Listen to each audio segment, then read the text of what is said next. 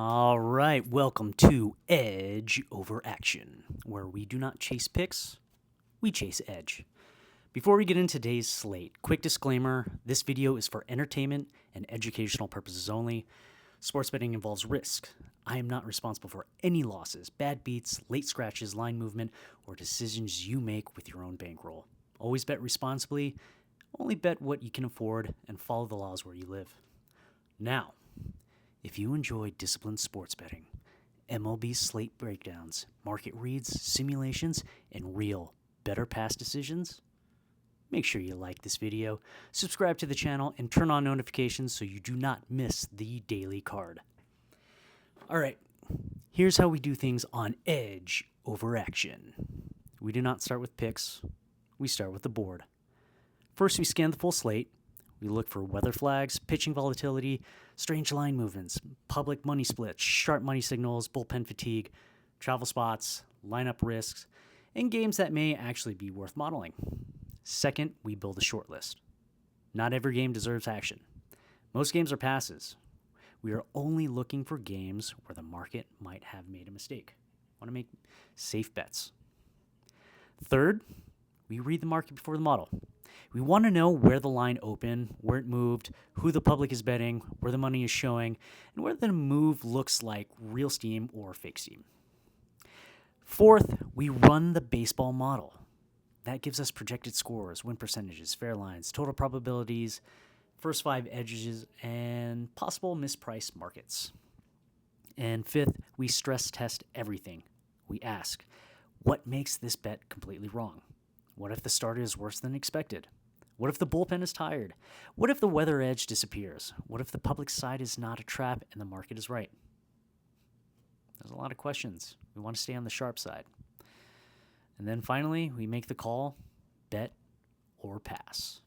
No leans, no maybes, no forced plays.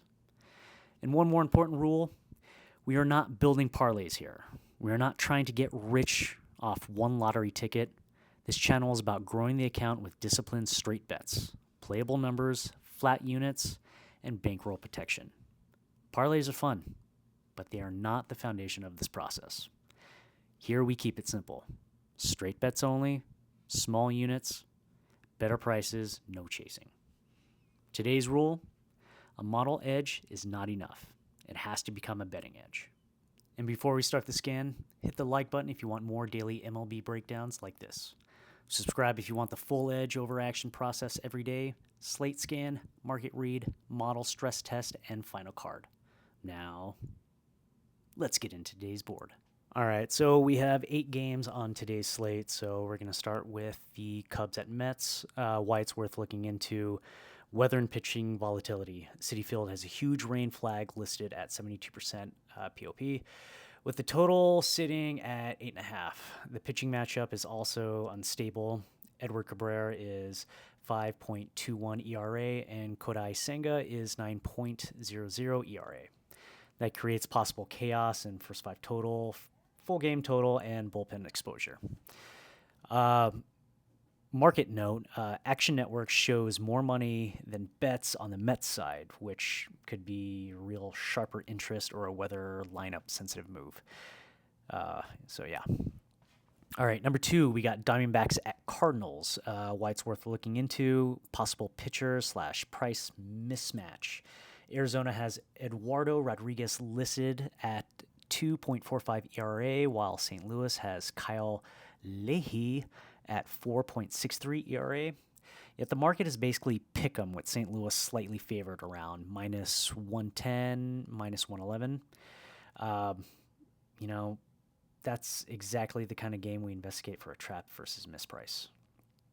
The main question, is the market respecting St. Louis offense, home field, bullpen, or is Arizona underpriced? All right. Third game, we got Dodgers at Twins.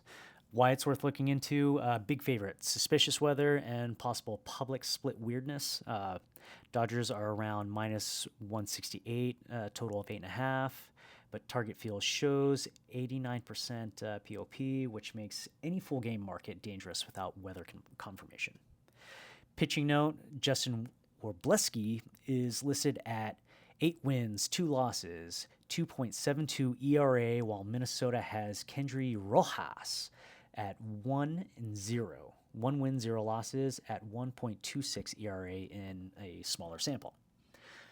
So a market note, Action Network has an extreme Twins bet / money split, which needs more confirmation if I were to look into it, because that could be a public dog, fake steam, or it could be delayed market info.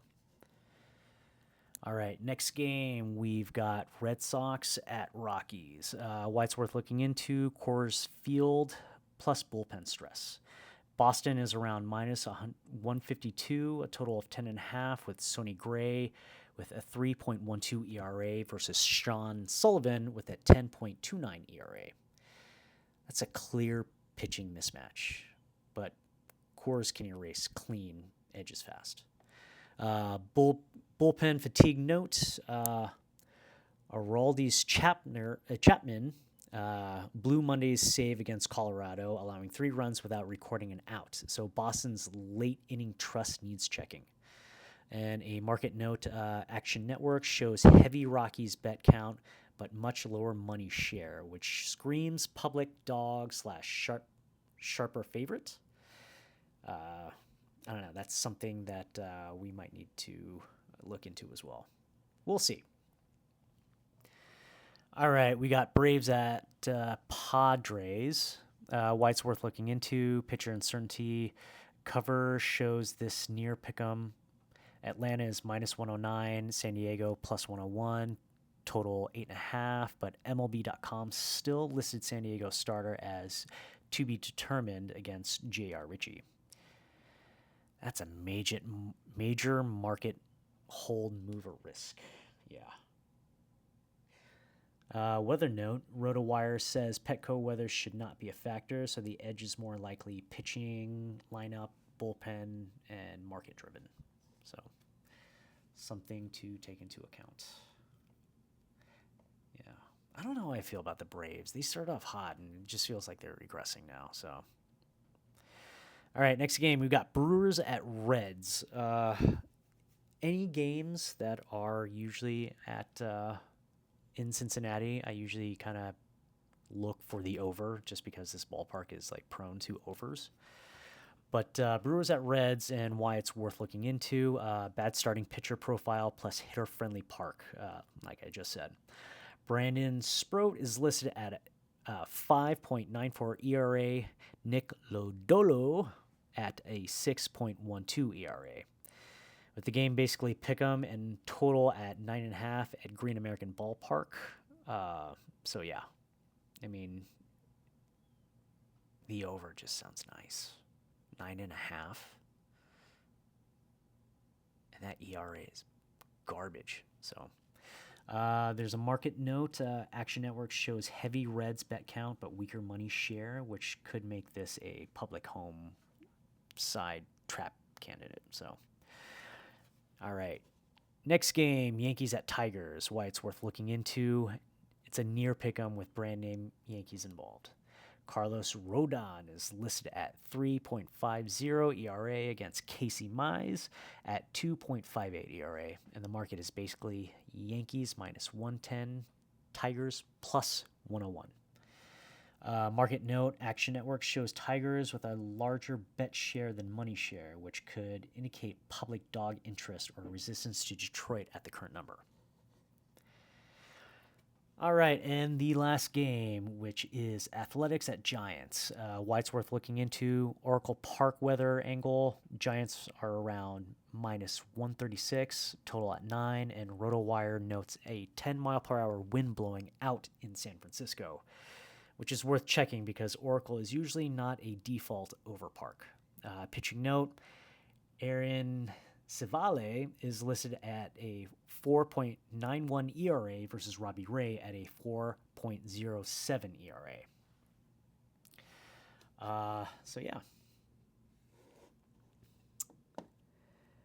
That is the slate for today going through. Now, what we're going to do is we are going to create a secondhand short list to narrow it down to do our simulations and to run stress tests. All right, so now we've narrowed it down to a couple games that we will be going over that stuck out to me. So first game for a single game breakdown is the Diamondbacks at Cardinals. The market read came first. Arizona had the visible money split on the full game money line around 48% of bets and 60% of the money. The line also moved from Arizona near even into the minus 105 to the minus 107 range at some books. That's a real Arizona buy signal, but it was not clean enough to bet. The broader market still showed St. Louis around minus 111 to minus 115, and the matchup notes suggested Kyle Leahy's recent estimators were better than his ERA, while Eduardo Rodriguez had some regression risk under the surface. So the full game side was not that clean. The total was more interesting. There was more public and money support on the over, but the number stayed at 8.5. Weather was not giving us a major push either. Busch Stadium, light wind, low rain risk, and a neutral to slightly pitcher-friendly environment. The better angle became the first 5 under, actually. Projected score, Cardinals 4.42, Diamondbacks 4.17, which came out to 8.59. Cardinals money line 53.2%. Diamondbacks money line 46.8%. So there's a little bit more edge on Cardinals winning this game. First 5 under 4.5, which was a slightly bigger edge, came out to 53.4%. After 50,000 simulations, the model projected Diamondbacks 4.17 runs, Cardinals 4.42 runs, a total projected of 8.59. The Cardinals won the full game around 53.2% of the time, which created a fair line around minus 114, but the market's sitting around 111 to minus 111 to minus 115. That was basically correct. No full game moneyline bet. The full game total showed under 8.5, hitting around 51.9%, but that was also not enough. The actual mispriced market was the first 5 under 4.5. The model had first 5 under 4.5 hitting around 53.4% with a raw fair line around minus 115. But the current screen price was plus 102. That's a difference between a small opinion and an actual betting edge. The stress tests on this. What makes this bet completely wrong? Kyle Leahy's 1.57 whip is the biggest danger if he puts runners on early against Marty, Perdomo, Carroll, and Moreno. Eduardo Rodriguez also has regression risk. His ERA looks strong, but some of the underlying indicators suggest he may not be as dominant as the service number. If one start is 15% worse than projection, the first 5 under drops from around 53% into the high 40s. But both starters are worse. The edge is gone. That means this is not an A-grade smash. It is a price-based edge. The good news is the first 5 market avoids most of the bullpen chaos. We do not need to trust the late innings. Gosh, let me tell you how many times I've trusted the late game innings and I lost a bet just because of garbage runs at the end. Oh my goodness. So yeah, for this one, we do not need to trust the late innings. We do not need to. We just need the starters to avoid early disasters. So, final decision, we're going to bet, baby. Diamondbacks and Cardinals, first 5 under 4.5 at plus 102 or better. Playable to minus 110, pass at 115 or worse. Unit size, half a unit. This is not a full game under. This is not a side.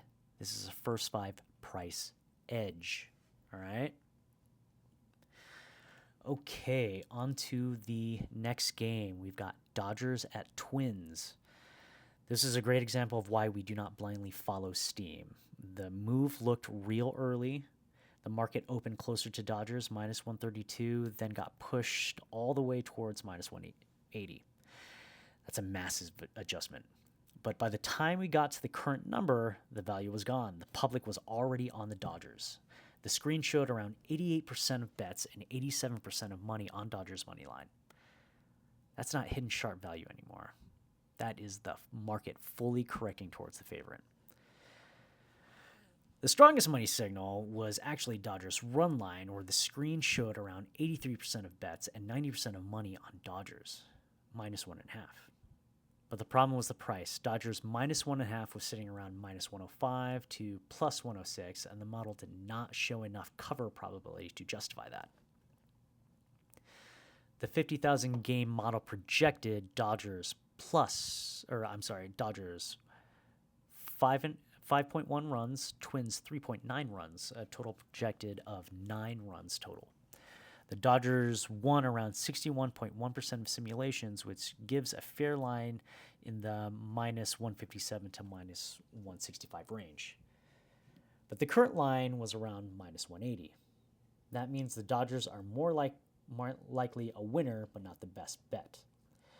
On the run line, Dodgers minus 1.5 covered only around 45.4% of the time. The fair price was closer to plus 120, but the market was offering around minus 105 or plus 106, depending on the book. That's a bad number. For the total at 9, the under won around 49.8%, with a push around 9.3%. That created a small model edge, but not enough for a high confidence bet. Now, the stress tests. The disaster scenario is very realistic here. Kendry Rojas may walk hitters, but if the Dodgers do not punish him early, the market tax becomes a problem.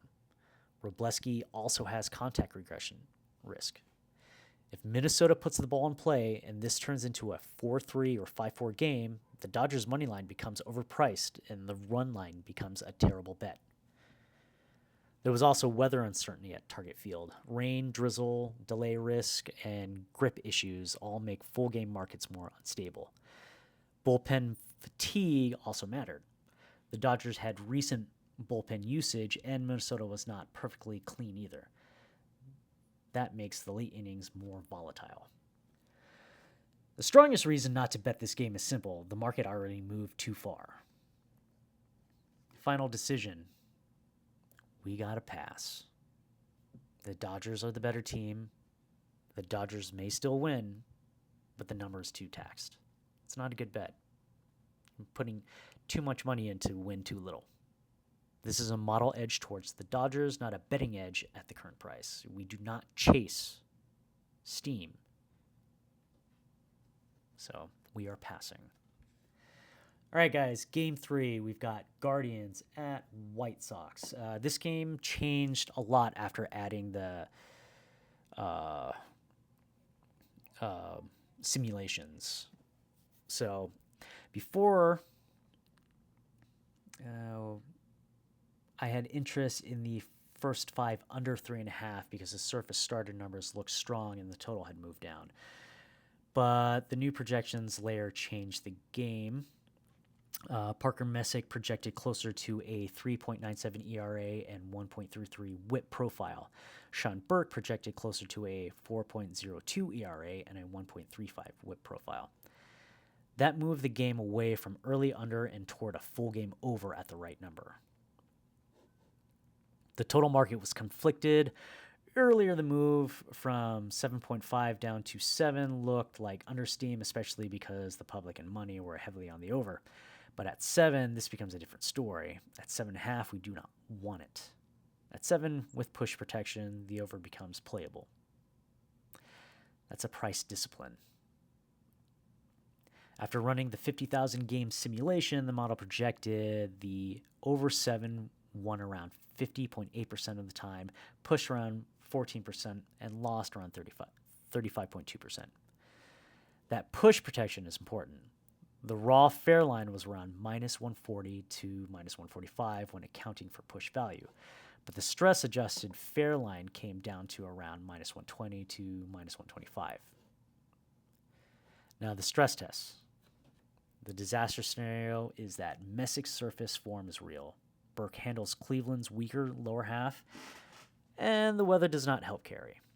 Then this becomes a 3-2 or 4-2 game, and the over dies. Weather's not giving us a huge boost. The umpire is unknown. A wide zone umpire would hurt this bet significantly. The public trap risk is also real. The public likes the over, but the line moved down from 7.5 to 7. It's not that pretty. But at 7, starter regression and bullpen fatigue, the bet survives. This is not a clean, sharp steam bet. It is a price-based buyback on the over at the key number. So the final decision is, I'm going to say bet, only because you have that push protection. Plain and simple.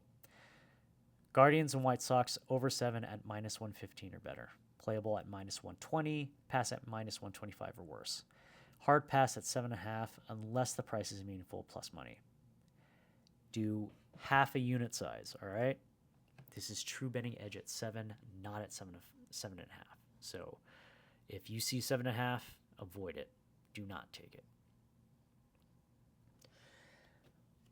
All right, quick pause before we get into the next game. If this type of breakdown helps you, not just getting picks, but actually understanding why a bet is playable or why it is a pass, make sure you like the video, subscribe to Edge Over Action. The goal here is not to fire on every game. The goal is to protect the bankroll, find real edges, and stay disciplined when the number is gone. The Dodgers game is a perfect example. The better team can still be a bad bet, if the price is already taxed. All right, we've got our last game, and like I said earlier, whenever anything is in Cincinnati, I usually pay attention to it, and so I wanted to do a breakdown on the Brewers-Reds game. Final modeled game. This one was tricky because the raw model showed a couple of interesting angles, but the stress tests killed them. The market had Milwaukee around -110, Cincinnati -106, and the total at 9.5. The screen showed Brewers getting around 60% of the bets and 74% of the money, but the line moved away from Milwaukee from around -120 towards -110. It's not a clean Brewers steam. That looks more like market resistance. The Reds moved closer to pick 'em despite lower bet and money share, which made Cincinnati the sharper looking side from a movement standpoint, but the model did not show enough Reds edge to bet them either.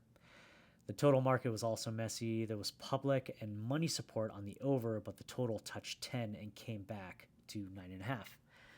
That gave some under resistance signals, but not enough by itself.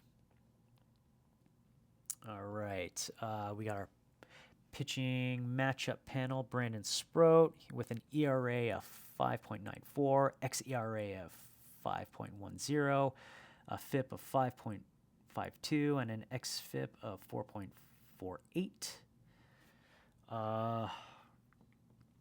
You got Nick Lodolo with an ERA of 6.12, xERA of 6.65, a FIP of 5.79, and an xFIP of 5.07. That gave Milwaukee a small early edge, but the game is a great American ballpark, a hitter-friendly environment, and both bullpens had recent workload concerns after a 10-inning game. This is not the kind of profile where we kindly blindly trust an under. So, yeah. This one, I think you guys know where it's headed. I don't know.